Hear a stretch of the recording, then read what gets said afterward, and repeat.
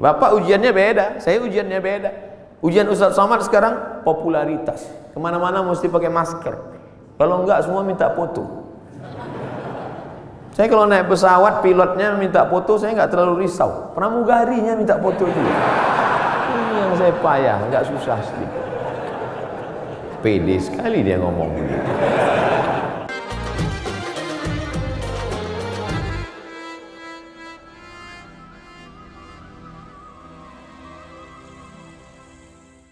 Bismillahirrahmanirrahim. Assalamualaikum warahmatullahi wabarakatuh.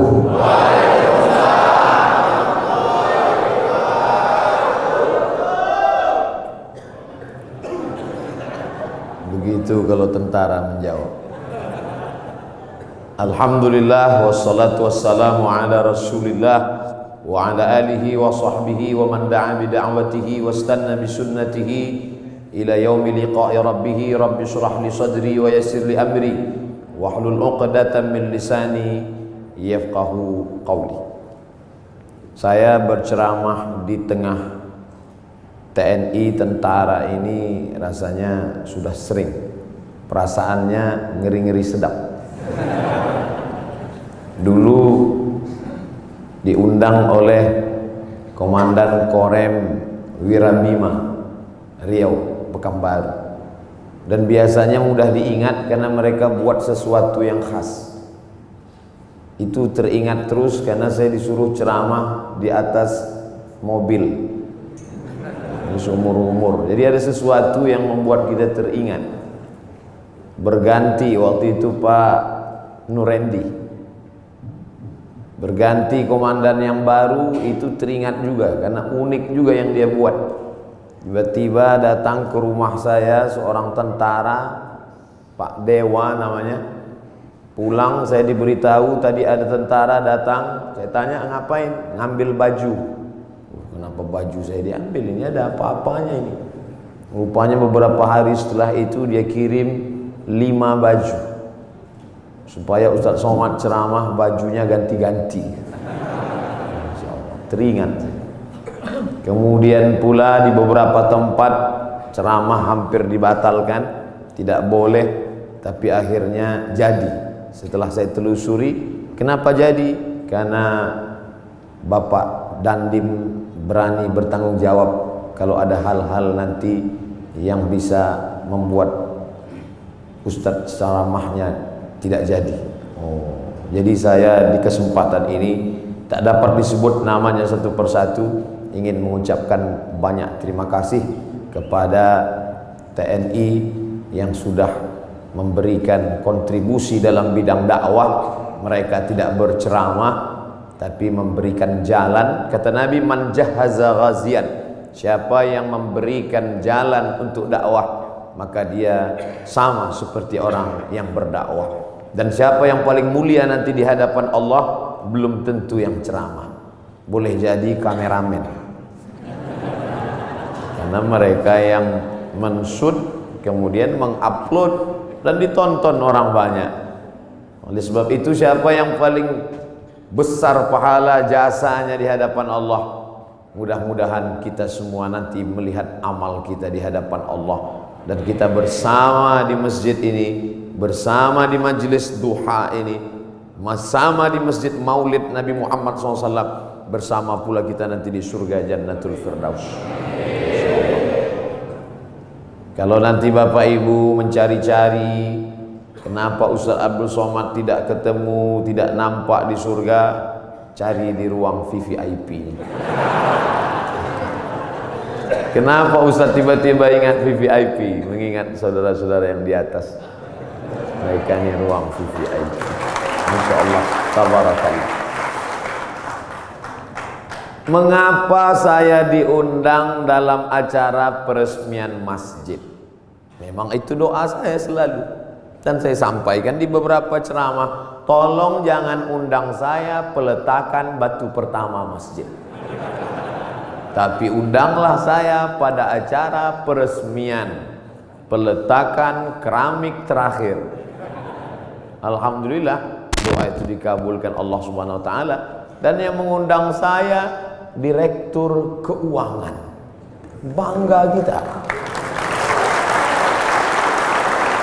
Tidak mungkin acara apapun terjadi kalau tidak ada izin dari keuangan. Semuanya bicara uang, materi, duit. Oleh sebab itu kebanggaan luar biasa. Dan ternyata Bapak Direktur Keuangan TNI, Bapak Brigjen TNI Temas, ujungnya titel saya lupa. Beliau tidak melupakan pendahulu beliau disebutkan yang ke-17, ke-18, ke-19, ke-20. Ini yang sekarang terjadi krisis di tengah masyarakat kita, melupakan orang masa lalu. Siapa yang melupakan sejarah, maka dia sudah kehilangan pondasi, rapuh.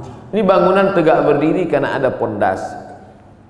Abu Bakar Siddiq tidak mau naik ke atas mimbar di lantai 3. Mimbar Nabi itu lantainya 3, 1, 2, 3. Abu Bakar kalau khutbah di lantai 2 saja, di tangga nomor 2. Ketika ditanya kenapa tidak mau, karena yang tegak di tempat 3 ini Nabi Muhammad SAW.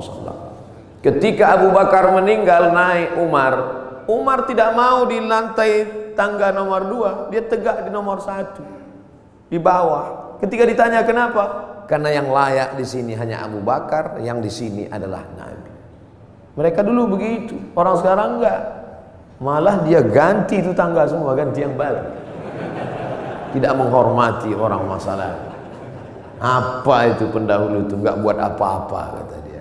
Tapi hari ini saya sedang diajarkan, wahai Abdul Somad, hormati pendahulu, hormati orang masa lalu. Kalau bahasa Bung Karno-nya, jas merah. Jangan sekali-sekali melupakan sejarah.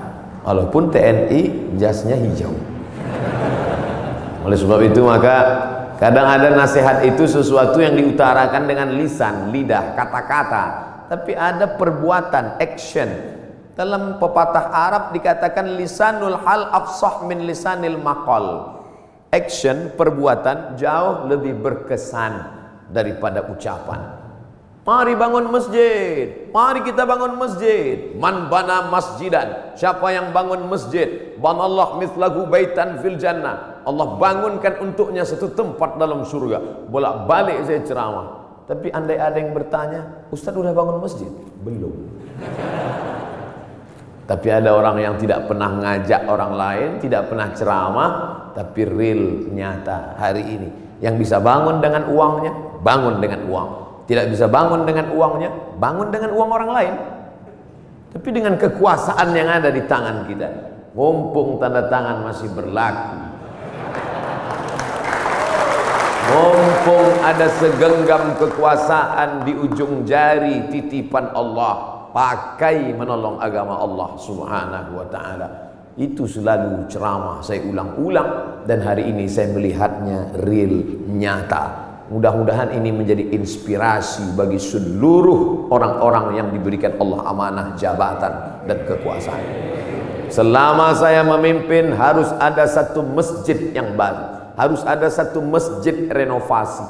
Kadang saya pergi ke salah satu kantor-kantor tempat ceramah, megah, besar, hebat, acara convention hall. Ketika nanya, Pak mohon izin mau sholat ke masjid, kecil, karpet pun bau kepinding. Tapi di masjid direktur keuangan, Masya Allah, megah, mewah, memandang ke atas, rasa-rasa dekat ke langit, doa terkabul.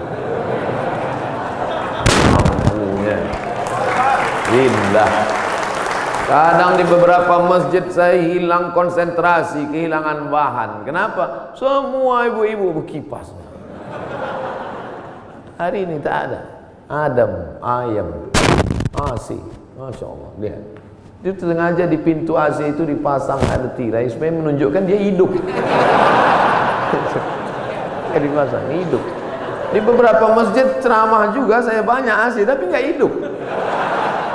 Ini hidup. Karpetnya luar biasa. Kemarin saya ceramah di salah satu provinsi, karpet tebal. Tapi sebelum naik ke atas, jamaah bisik, DKM, Dewan Kemakmuran Masjid.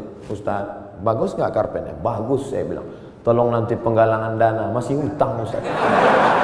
Tapi masjid kita tidak. Masya Allah, tabarakallah. Man bana masjidan, siapa yang bangun masjid, banallah mithlahu baitan fil jannah. Orang Islam mesti kaya, karena syarat booking tempat di surga bangun masjid. Jadi yang nggak bangun masjid Pak Ustaz, yang nggak punya jabatan, yang nggak punya harta, ya siap-siaplah di emperan kaki lima. Jangan sedih, karena pintu kebaikan bukan cuma hanya bangun masjid, ada pintu yang lain. Man shalla isnatai asyarata raka'ah, siapa yang sholat 12 rakaat fil yaumi wal lailah, sehari semalam, bunya lahu bihinna baitun fil jannah, dibangunkan juga satu tempat di surga. Artinya apa?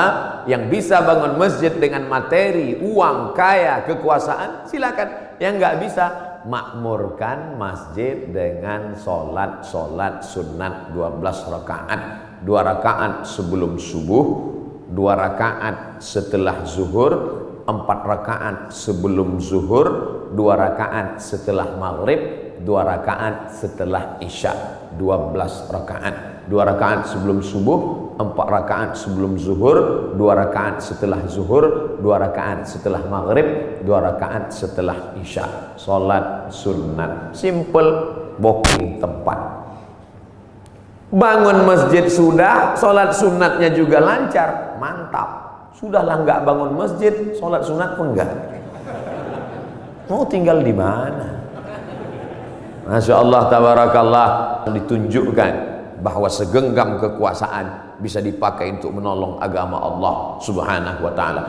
Ustaz Samad, ajarkan kami, ceritakan kami tentang Nabi Muhammad supaya kami merasakan bagaimana dekatnya dengan Nabi.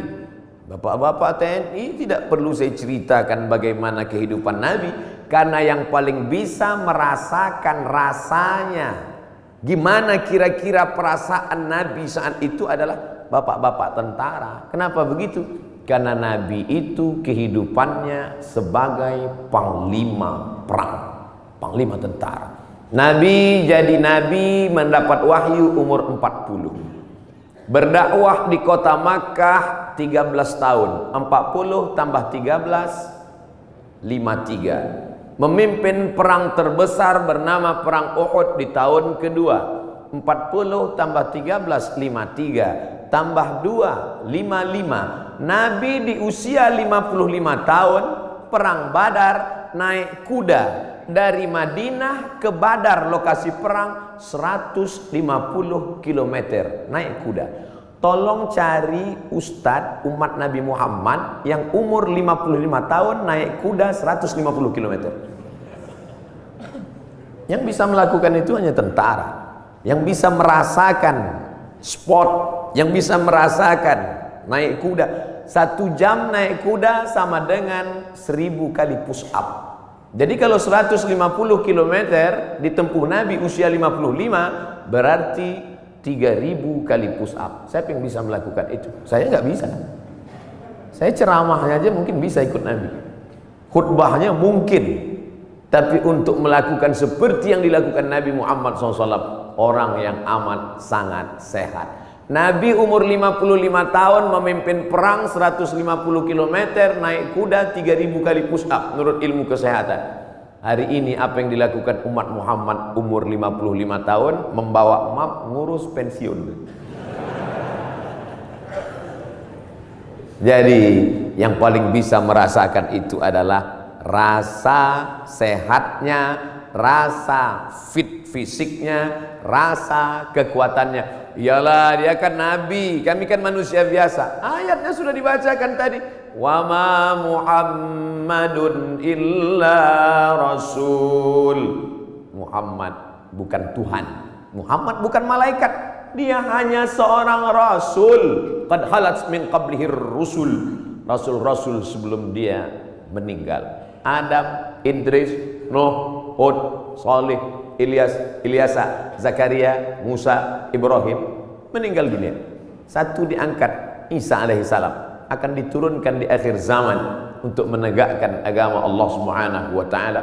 Tapi yang jelas bahwa sebagian nabi itu meninggal, mati, dicabut Allah nyawanya. Dia manusia biasa. Allah tidak kirim malaikat. Seandainya Allah kirim malaikat ke atas dunia ini, orang akan berkata, yalah dia bisa buat gitu, dia kan malaikat. Tapi kita semua bisa berkata, dia manusia, saya manusia. Dia sehat, saya sehat. Mohon maaf Ustadz Somad, tadi saya terlambat menyambut selamat datang karena olahraga dulu. Begitu kata Bapak Direktur tadi. Dan di sini ada olahraga memanah, ada pula olahraga berkuda. Memanah, berkuda, persis seperti yang dipesankan. Alimu auladakum, ajarkan anak-anak kamu as-sibahah, berenang, ar-rimayah, memanah, warukubal khail, berkuda. Cuman yang saya heran, kenapa yang disebutkan cuman memanah dan berkuda? Berenangnya mana? Ternyata tentara tidak perlu disebut berenang, karena kalau tidak lulus berenang tak mungkin lulus jadi tentara.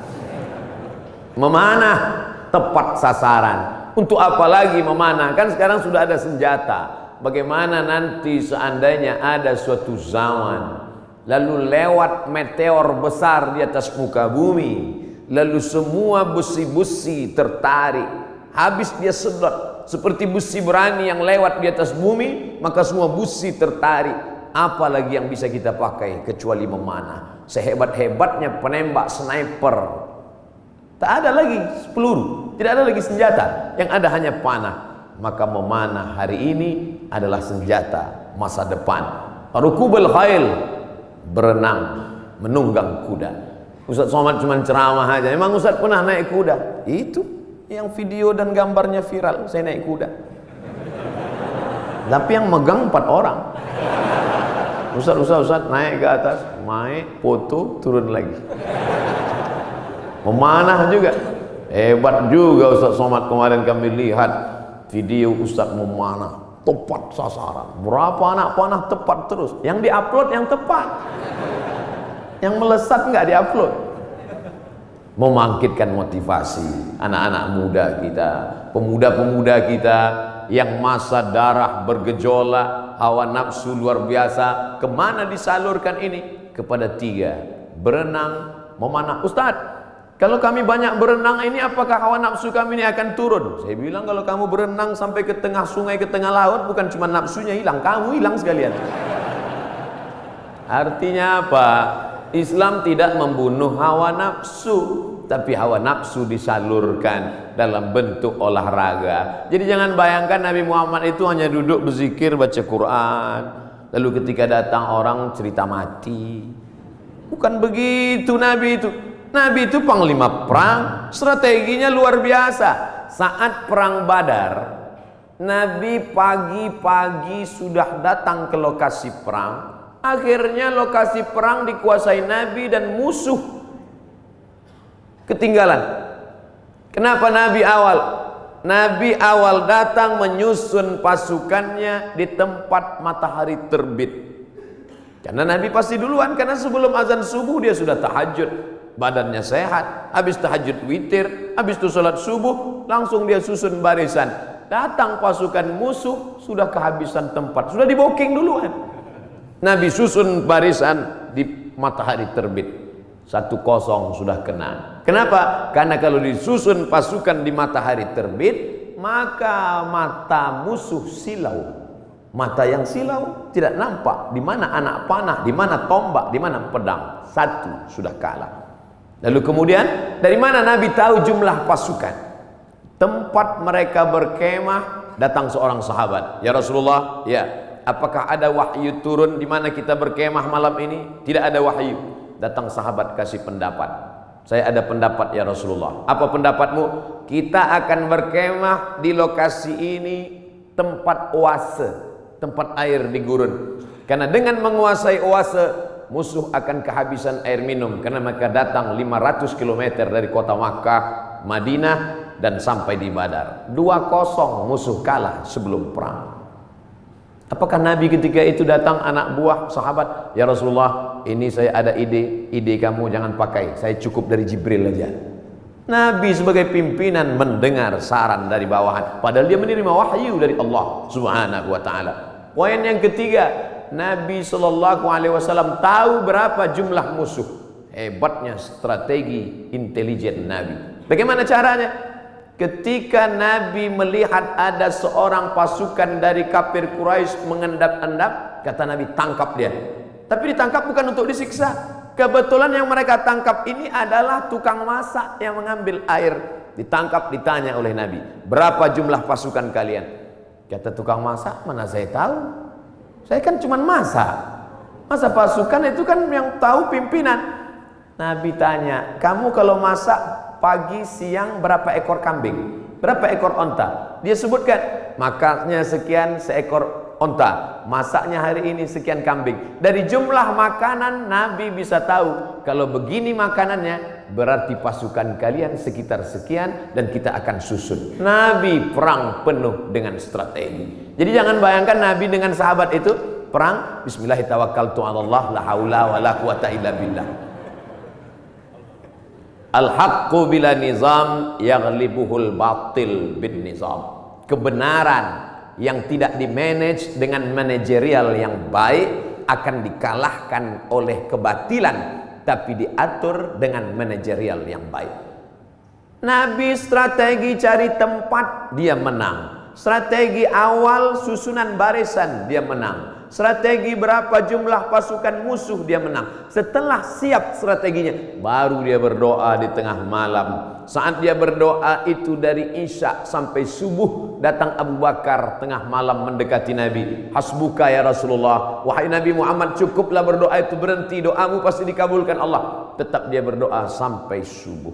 Lengkap persiapan mental, spiritual, kecerdasan intelijensia otak, dengan kelembutan hati berdoa. Hari ini orang hanya berdoa tanpa berusaha, berusaha tanpa berdoa sombong, berdoa saja tanpa usaha pesong. Pesong bahasa Melayu gila.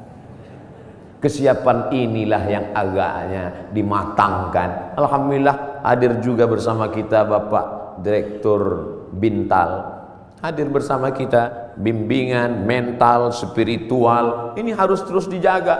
Ustaz Abdul Somad, di keuangan ini harus terus mentalnya dijaga. Kenapa begitu Pak? Tantangannya luar biasa.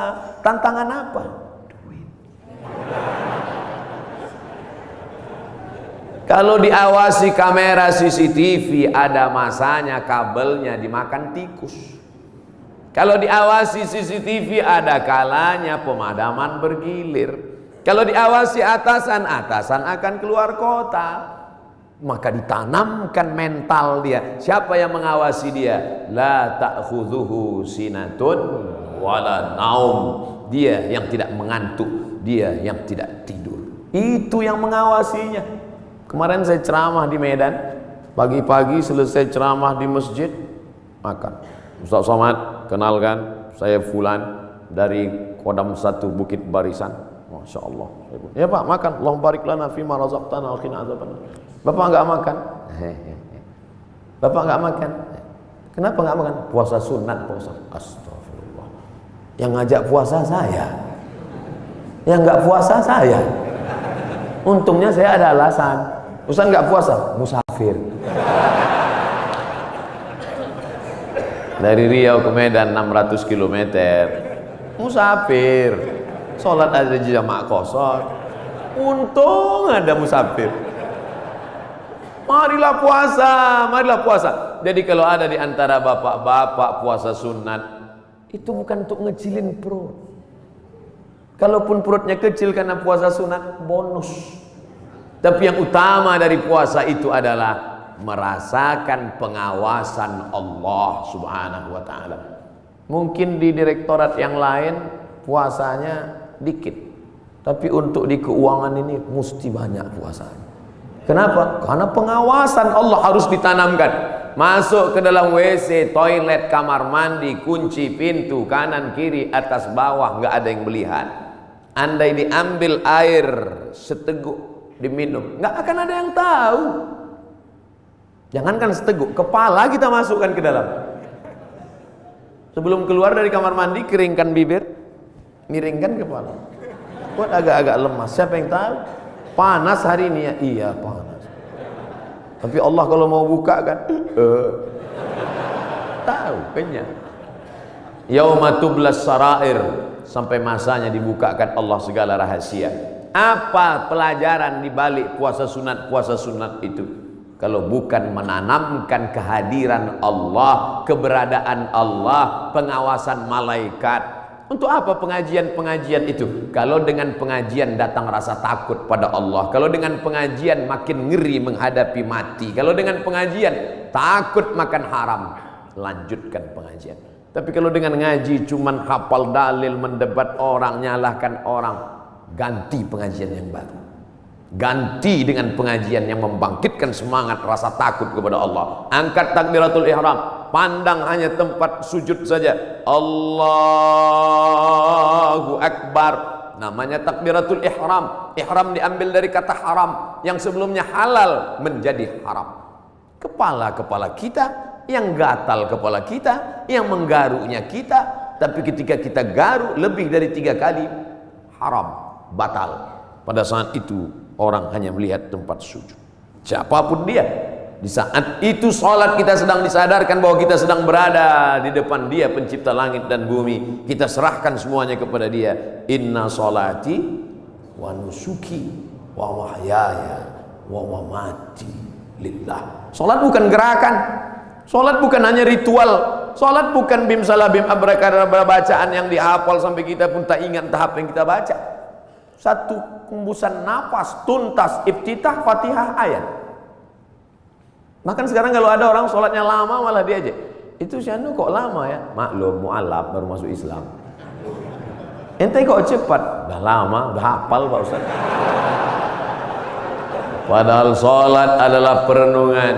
Selain dari Allah kecil, Allahu Akbar. Jabatan ini kecil, tak ada apa-apanya. Kekuasaan ini kecil, tak ada apa-apanya. Yang besar hanya Engkau ya Allah. Kalau sudah mampu mengecilkan yang lain, membesarkan yang Allah, maka kalau dia hilang tidak akan terasa. Karena semuanya kecil. Banyak ibu-ibu yang sudah mampu membesarkan Allah sampai yang lain itu terasa kecil. Meninggal suaminya, slow aja deh. Ibu enggak nangis, kecil Pak Ustaz. Semuanya kecil. Ini hanya amanah Pak Ustaz. Ini hanya titipan Pak Ustaz. Kebetulan tercetus keluar dari mulut amanah. Masjid ini bernama Masjid Amanah. Lawan dari amanah, khianah. Amanah, khianah. Orang yang memegang amanah, al-amin. Orang yang mengkhianati amanah, al-khain. Ini namanya luar biasa, berat ini. Keluar dari amanah, khianah. Tidak bisa dibagi dua. Saya Pak Ustadz, kaki kanan saya memang amanah, tapi khianah sekali-sekali. Oh nggak bisa. Sifat orang munafik 3. Idza haddatsa kadzaba, kalau bicara dusta. Wa idza wa'ada akhlafa, kalau berjanji ingkar. Wa idza tumina, kalau dikasih amanah khana, berkhianat. Itu mengapa masjid ini diberi nama amanah. Maka sehari berapa kali masuk kemari? Subuh mungkin tidak. Subuh mungkin di Masjid Al-Ikhlas dekat rumah, mungkin di Masjid At-Taqwa dekat rumah. Tapi zuhur, asar. Tapi jangan gara-gara saya ucapkan ini lalu nanti takut sholat di sini. Kamu sholat di mana tadi? Masjid di luar aja lah. Kenapa enggak di amanah? Ngeri di situ. Ustaz Somad. Masya Allah. Hati terus dikonekkan, jiwa terus didekatkan. Kalau sampai jauh dia akan kering. Bahwa kita semuanya lahir membawa iman ya. Iman ini sudah kita bawa sebelum masuk ke rahim ibu kita. Inna ahadakum yujma'u khalquhu fi batni ummihi 40 yawman nutfah. Kamu diciptakan dalam perut ibumu 40 hari dalam bentuk sperma. Tsumma yakunu 'alaqatan, berubah 40 hari dalam bentuk darah. Tsumma yakunu mudghatan, berubah 40 hari dalam bentuk daging. 40 hari air, 40 hari darah, 40 hari daging, 120 hari datang malaikat membawa roh yang sudah ready. Belum ada kulit, belum ada kuku, belum ada bulu, belum ada darah, belum ada daging, belum dibawa malaikat. Kita sudah bersama berkumpul di alam roh. Dan Allah bertanya ketika itu, alastu bi rabbikum, bukankah aku Tuhan kamu?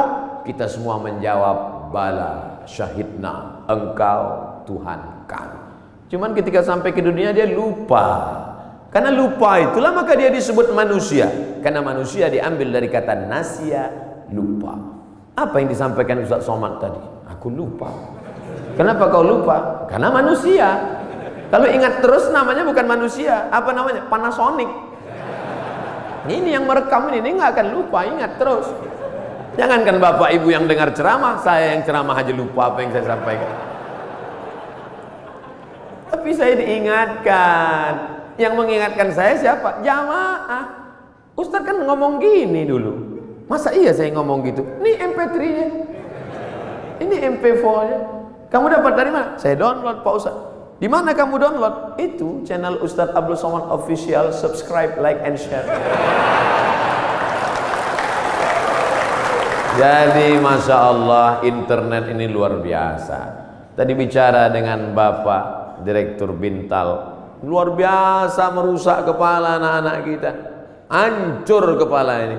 Ustaz Abdul Somad, perhatikan ini gambar otak yang habis ditabrak truk, pecah, berderai. Yang ngundang saya ini psikolog, ibu-ibu. Ustaz, sebelum Ustaz ceramah coba lihat gambar ini, hancur berderai kepalanya. Yang ini Pak Ustaz, kepalanya utuh, sehat, tapi isinya hancur sama seperti ini. Kok bisa begitu? Karena website, karena internet. Tapi saya tidak bisa salahkan juga semua internet. Karena orang kenal saya dari internet. Mencaci maki saya juga di internet.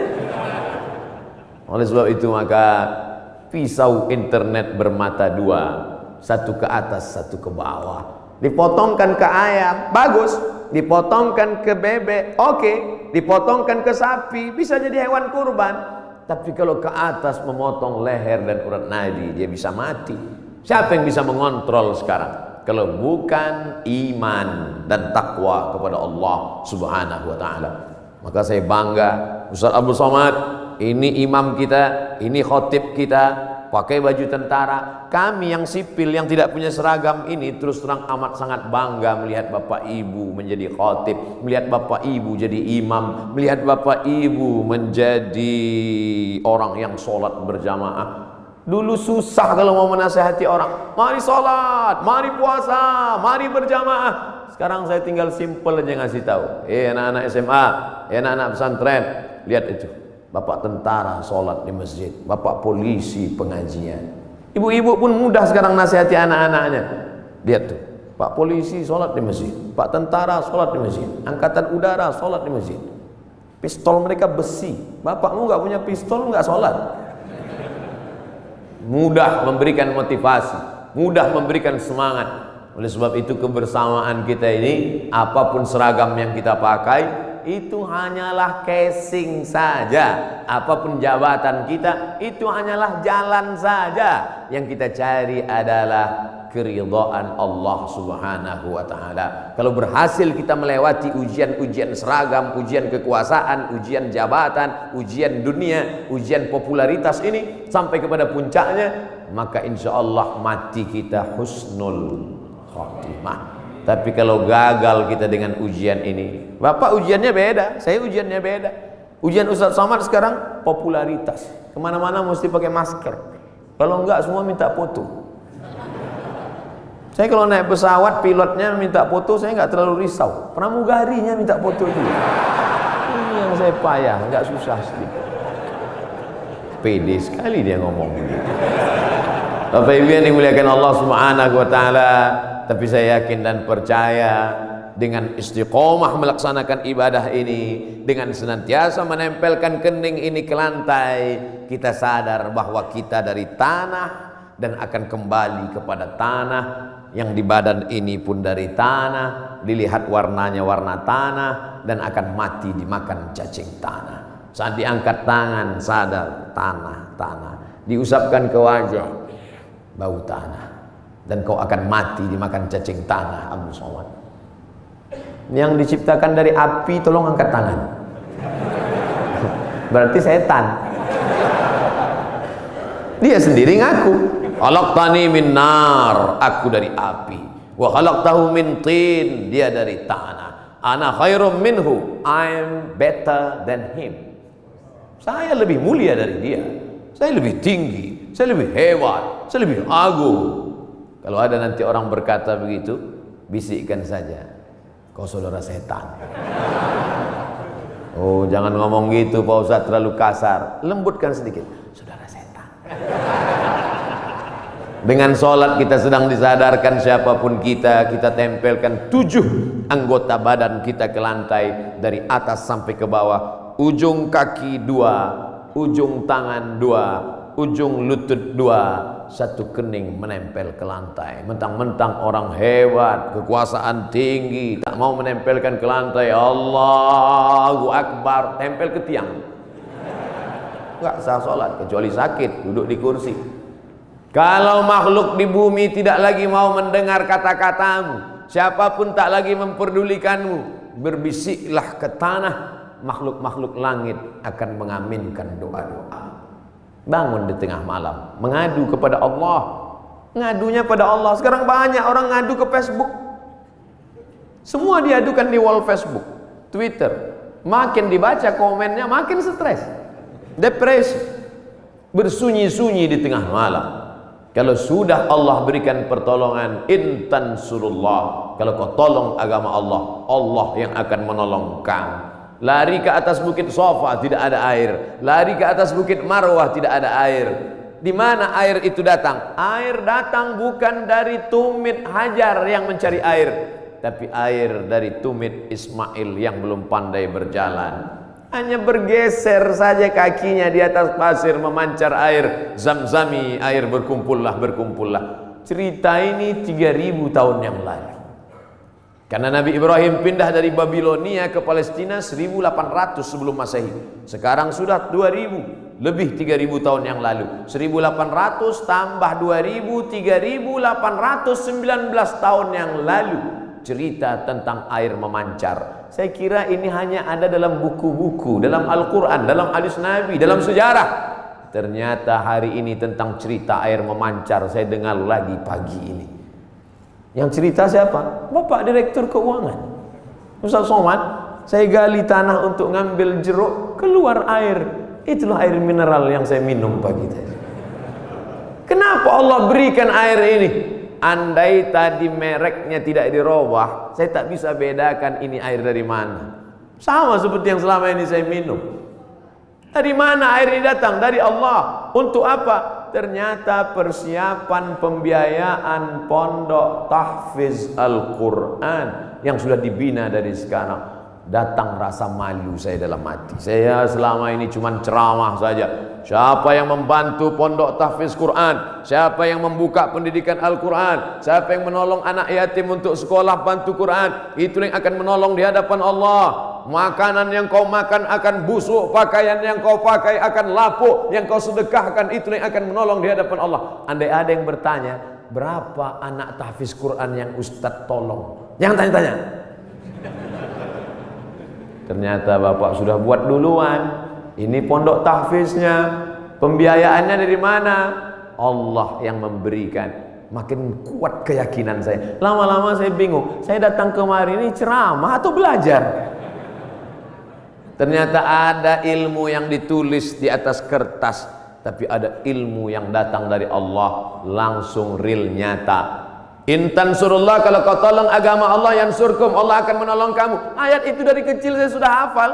Ayat itu saya pelajari di Al-Azhar Mesir. Tapi kalau ditanya mana buktinya nyata, itu Allah menolong Nabi Muhammad. Apa kata? Itu kan Nabi.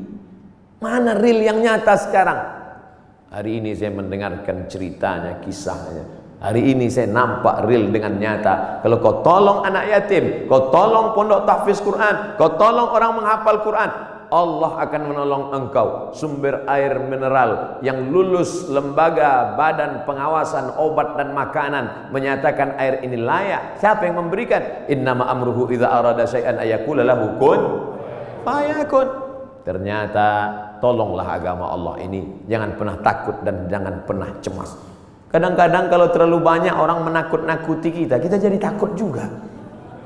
Kita sudah berani, tapi karena ditakut-takuti orang, kita pun jadi takut juga. Ini Ustaz cerita tentang siapa? Tentang saya. Saking banyaknya yang membuli kita, kita jadi cemas juga lama-lama. Tapi rupanya semakin banyak cerita kita dengar tentang turunnya pertolongan Allah. Ala inna nasrallahi qarib. Yakinlah pertolongan Allah itu dekat. Jangan pernah takut dengan akhir masa pensiun, nanti saya akan makan apa, nanti saya... Berapa banyak orang berpikir nanti pensiun makan apa, malaikat maut datang malah sebelum pensiun. Malaikat maut tidak pernah datang melihat akte kelahiran. Berapa banyak orang sehat mati mendadak, yang divonis mati, nggak mati-mati. Saya berapa kali ketemu ceramah dalam pengurus masjid, Ustaz Somad, nanti habis ceramah kita makan ya, oke. Bedanya kalau di masjid lain setelah ceramah baru makan. Di kantor keuangan TNI sebelum ceramah udah makan duluan. Tabarakallah. Ketika selesai makan, kata Pak Ketua Dewan Kemakmuran Masjid, Ustaz Somad, saya ini sudah divonis, kata dokter, kena jantung koroner, harus dibelah urat kaki naik ke atas. Terus saya takut Pak Ustaz ngelihat ayam potong dibelah. Jadi ya saya nggak dioperasi. Katanya berapa lagi umur Bapak? 2 bulan Pak Ustaz. Terus udah 2 tahun nggak mati-mati. Bukan saya ngatakan Bapak Ibu nggak usah cek. Saya tetap medical check up, tetap ke rumah sakit, tetap tanya dokter. Termasuk kurusnya saya ini pun saya sudah konsultasikan ke dokter. Apakah saya ini sakit Pak Dokter? Kata dokter di Batam, Ustadz Somad, Ustadz kalau mau lebih berwibawa tambah beratnya dikit. Gimana Pak Dokter? Minum susu kental manis 3 kali sehari. Pagi segelas, siang segelas, malam segelas. Sebulan akan naik sekian kilo. Oke Pak. Sebulan saya minum, timbang tetap. Saya tanya, Pak Dokter, sudah saya minum kok nggak nambah? Kata dia, Ustadz terima aja, berarti sudah takdir Allah SWT. Yang penting saya sehat. Ini saya ceritakan supaya Bapak Ibu tidak terlalu memaksakan diet ingin seperti saya. Bapak gemuk, yang penting sehat. Ibu bapak yang penting sehat, beribadah. Apapun judulnya, hidup ini adalah ibadah. Karena tujuan Allah menciptakan kita, wa ma khalaqtul jinna wal insa illa liya'budun, ibadah. Cuman kekeliruan kita memahami ibadah terlalu sempit. Salat, zakat, puasa, haji, baca Quran, cuman itu ibadah. Padahal di kantor dari jam 8 pagi sampai jam 4 sore adalah ibadah. Kalau dipahami ini, ngurus keuangan negara, TNI ini adalah ibadah ringan, dan kita tidak akan mungkin curang. Sebagaimana kita jujur dalam sholat, sebagaimana kita jujur saat di Masjidil Haram, begitulah kita jujur di kantor kita, karena pekerjaan kita adalah ibadah. Tapi jangan dibalik. Nanti pas azan zuhur, Allahu Akbar, Allahu Akbar, tetap buat laporan. Loh, ente nggak ke masjid amanah? Ibadah. Ini harus diluruskan juga. Ada ibadah mahdhah yang pure original, memang ibadah, ada rukunnya, ada syaratnya, ada wajibnya, ada sunatnya, memang ibadah. Sholat, puasa, itu ibadah. Tapi ada aktivitas sehari-hari bernilai ibadah. Ustaz, Allah itu nggak adil loh Pak Ustaz. Loh, kamu bilang Allah nggak adil, bisa kafir, bisa murtad. Masa laki-laki enak bisa puasa sunat, laki-laki bisa zikir, laki-laki bisa baca Quran. Kami Pak Ustaz 9 bulan 10 hari nggak bisa ibadah. Ibu, hamil itu pun ibadah. Hamil itu ibadah, karena akan melahirkan anak-anak yang soleh. Sejak itu alhamdulillah ibu-ibu sudah punya jawaban. Kalau ada atasannya nanya, kamu ini sebentar-bentar cuti hamil, apa ini? Ibadah. Malah anak itu adalah ibadah yang tidak akan putus. Kalau ada di antara bapak yang rajin sholat duha, meninggal dunia, putus. Yang rajin baca Quran, meninggal dunia, putus. Tapi ada ibadah yang tidak putus. Waladun salihun, anak yang soleh. Apa tidak bangga Abdul Somad pagi ini? Anak tentara, hafal Quran, sekolah di Yordania, ngomong dengan Ustaz Somad bahasa Arab. Untung saya masih ingat bahasa Arab. Saya sudah pulang dari Arab 2006, 4 tahun di Mesir, 2 tahun di Maroko, S3 di Sudan. Saya cerita ini untuk ngasih tahu bahwa saya bukan Ustaz kaleng-kaleng itu.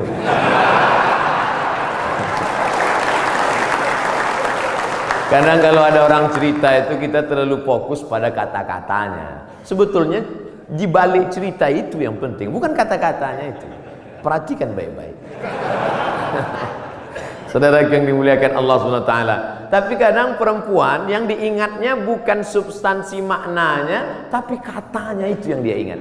Makanya banyak perempuan terbuai oleh kata laki-laki, karena banyak laki-laki yang pandai menjual kata.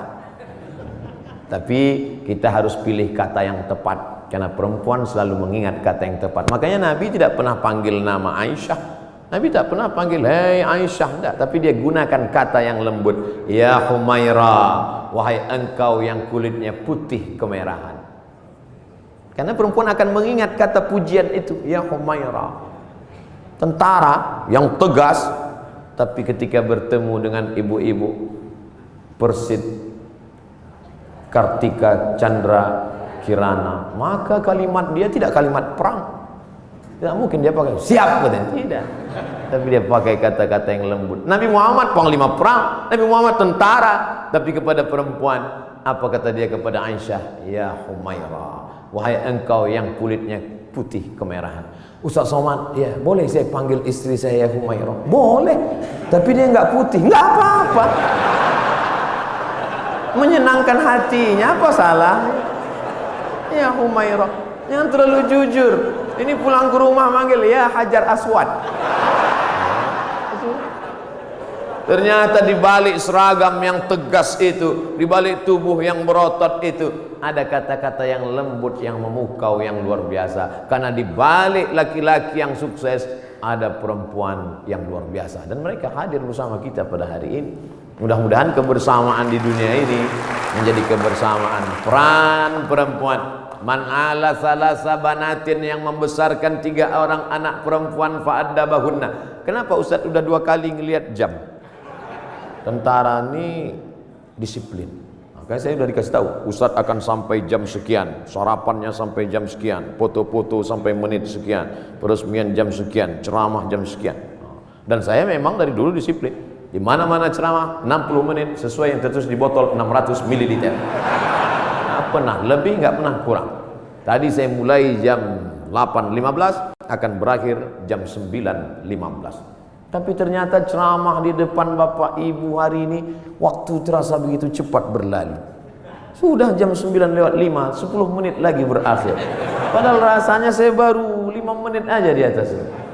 Kata jamaah, Ustadz aja yang merasa cepat, aku udah lama kali udah. Bapak-bapak yang bagian ceramah, yang bagian kultum, yang bagian kata sambutan, itu pasti punya selalu ada rasa di hatinya. Kadang ada tempat itu kita ceramah terasa lama sekali. Kadang-kadang dilihat jam itu seperti tak bergerak. Tapi ada pula saatnya kita ngomong lancar, cair. Itu saya pribadi, itu tergantung jamaah yang mendengar. Kalau hati dia terbuka, itu kita lancar. Tapi kalau hati dia tertutup, apalagi mata dia tertutup, itu susah gitu. Terpaksa. Saya terus terang Bapak Ibu, ceramah ini dari pulang Maroko 2008, sekarang 2019, 11 tahun sudah masuk kantor, keluar kantor, kantor dinas, kantor badan, kantor polisi, kantor tentara, dari mulai Polres, Polsek, Polda, jumpa Pak Kapolri, jumpa dari mulai kan, mulai Dandim, Danrem sampai jumpa semua. Macam-macam udah saya rasakan. Ada kadang atasan itu duduk saya, dinaikkannya kakinya pas ke wajah saya. Ingat saya yang berkesan itu ingat saya. Sampai mati saya nggak mau datang lagi. Ustadz dendam nggak? Ingat aja. Nah, spin.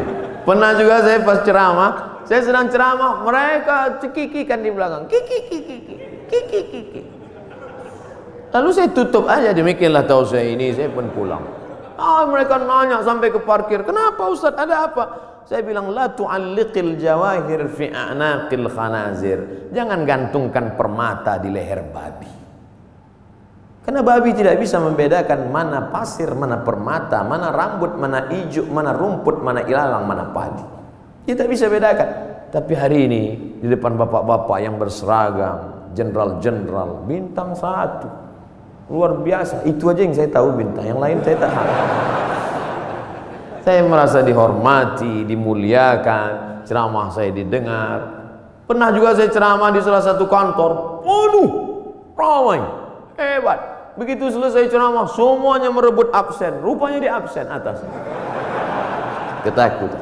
Tapi hari ini saya merasakan ada ketulusan. Mudah-mudahan amal kita ini karena Allah Subhanahu wa ta'ala. Dari bunyi aminnya bisa saya tangkap, memang betul. Jadi bahwa masjid ini sudah diresmikan, sudah dibuka, sudah dilaksanakan sholat berjamaah, nikmat terbesar. Selesaikah? Belum. Ada yang paling penting, istiqomah. Tapi ketika saya ceramah tentang istiqomah, marilah kita istiqomah. Selesai ceramah, datang panitia, Ustaz terlalu banyak nyebut istiqomah. Istiqomah sudah punya suami Pak Ustaz. Istiqomah yang kita maksudkan adalah angin datang, ombak memecah, angin puting beliung, tapi kita tetap melaksanakan sholat berjamaah. Karena ini yang bisa menolong kita. Yang lain tak bisa menolong saat malaikat maut mencabut nyawa. Yang bisa meringankan itu hanyalah la ilaha illallah Muhammadur Rasulullah. Yang belum membuat apa yang sudah dibuat, ini menjadi inspirasi. Mesti ada dalam hati berniat, kalau aku punya jabatan itu nanti, kalau aku punya harta itu nanti, kalau aku punya tanda tangan itu nanti, aku akan buat seperti ini. Jangan diucapkan, takut tergigit lidah, camkan dalam hati. Kalau nanti aku bisa begini, aku akan sekolahkan anak yatim. Aku terinspirasi dengan ceramah Ustadz tadi, ternyata Allah tolong rezeki berlimpah kalau sekolahkan anak yatim. Pulang dari sini jam 4, jam 5 nanti sore, mampir ke panti asuhan, tanya, saya belum bisa buat panti di rumah, tolong ke sini. Berapa anak yatim di sini Bapak panti, saya mau ngasih beras kemari. Untuk semuanya Pak? Enggak, 3 kilo aja. Kebetulan kita baru mampunya segitu, jangan paksakan lebih dari kemampuan. La yukallifullahu nafsan illa wus'ah. Beramal ini kalau mau ditunggu nantilah sholat sunat, setelah ini agak ringan, tidak akan pernah. Bersedekah pun begitu. Saya nantilah sedekah Pak Ustadz setelah kepribadian saya mapan, punya rumah pribadi, mobil pribadi, kebun pribadi. Nantilah Pak Ustadz setelah anak kuliah, ternyata biaya kuliah makin tinggi. Nantilah setelah anak kerja, ternyata setelah kerja persiapan untuk nikah. Nantilah setelah anak punya anak, ternyata cucunya lebih banyak lagi biaya. Sampai mati kita tidak pernah beramal. Mumpung masih sehat, sempat-sempatkan. Mumpung masih ada, sempat-sempatkan. Mungkin yang kecil itulah nanti akan menolong kita di hadapan Allah Subhanahu wa ta'ala. Abdul Somad diminta bercerita tentang Nabi Muhammad dalam waktu 60 menit. 63 tahun mau diceritakan 60 menit. Bahasa Arabnya mustahil. Impossible, tidak mungkin itu. Oleh sebab itu kita gunakan telinga, datang pengajian, ceramah, tausiah, maulid. Wal basar, mata, baca buku. Saya anjurkan di bulan maulid ini beli buku sejarah Nabi, macam-macam. Saya pernah diberi oleh Bapak Dirintel, judulnya Intelijen Nabi. Bagus. Jadi yang dibaca itu khusus aspek intelijen Nabi. Saya pernah juga diberi buku, tapi untuk buku umum yang bahasanya simple, sederhana, judulnya Ar-Rahiq Al-Makhtum. Tidak diterjemahkan ke bahasa Indonesia judulnya. Memang itu judulnya, Ar-Rahiq Al-Makhtum, tapi isinya bahasa Indonesia. Ditulis oleh seorang pemenang Nobel Sejarah Islam Internasional dari India, namanya Syekh Safiur Rahman Al-Mubarak Furi. Dulu bukunya saya beli 44.000, soft copy, soft cover. Kalau harganya naik bukan tanggung jawab saya. Beli. Nanti kita mati, anak kita buka lemari, menangis dia melihat buku, ternyata papa meninggalkan buku tentang Nabi. Pertama dia nangis karena ada warisan tentang Nabi. Yang kedua dia nangis bukunya masih di sampul plastik. Tapi nggak apa-apa.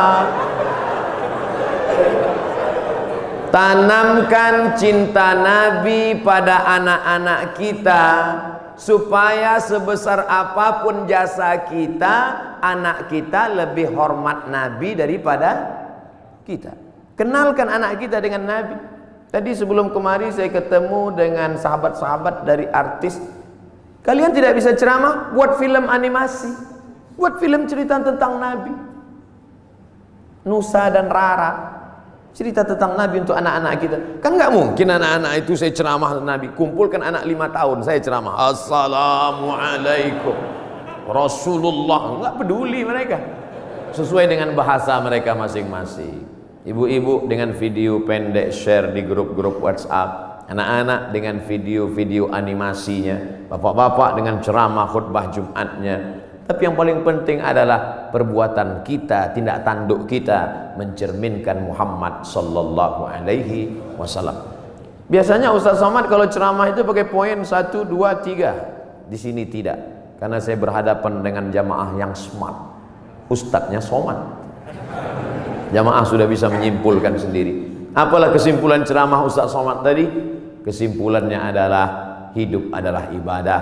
Maka setiap detak jantung, hembusan nafas, langkah kaki, ayunan tangan, bisikan telinga, kedipan mata, semuanya mesti bernilai ibadah. Kalau bergerak, geraknya adalah zikir. Kalau diam, diamnya adalah fikir. Berzikir dapat pahala, berpikir pun dapat pahala. Makanya kalau ada teman di sebelah dari tadi diam aja, berarti dia sedang berfikir. Sampai meleleh Pak Ustaz. Waktu-waktu kosong diisi dengan Allahumma salli ala sayyidina Muhammad wa ala ali sayyidina Muhammad. Allahumma salli ala sayyidina Muhammad wa ala ali Muhammad. Allahumma salli ala sayyidina Muhammad wa ala Muhammad. Ketika terjadi tsunami, dicarilah makam-makam yang tertimbun. Ada satu makam belum dikebumikan, jasad di balik-balik kayu batu ditemukan jasad seorang tentara masih berbaju seragam. Sudah seminggu jasadnya tidak busuk, utuh. Semua orang heran, dia bukan ustadz, bukan penghafal Quran, manusia biasa. Apa yang membuat jasadnya tidak busuk, harum semerbak? True story, kisah nyata. Dicari teman-temannya, apa yang membuat? Dia tidak pernah mau membicarakan aib orang lain. Setiap ada orang-orang cerita aib, dia pergi atau diam dan selalu berzikir. Allah jaga jasadnya dari cacing tanah, Allah jaga jasadnya dari bakteri sehingga tidak tercium bau aroma bangkai, karena dia selalu menjaga aib orang lain. Amal kecil, simple, sederhana yang disangka tidak apa-apa tapi ternyata besar di hadapan Allah Subhanahu wa taala. Sebelum kita berdoa, saya minta request satu doa. Dimanapun Bapak Ibu berada, doakan Abdul Somad supaya mati husnul khatimah. Jangan sekarang, kita masih ada jadwal banyak lagi.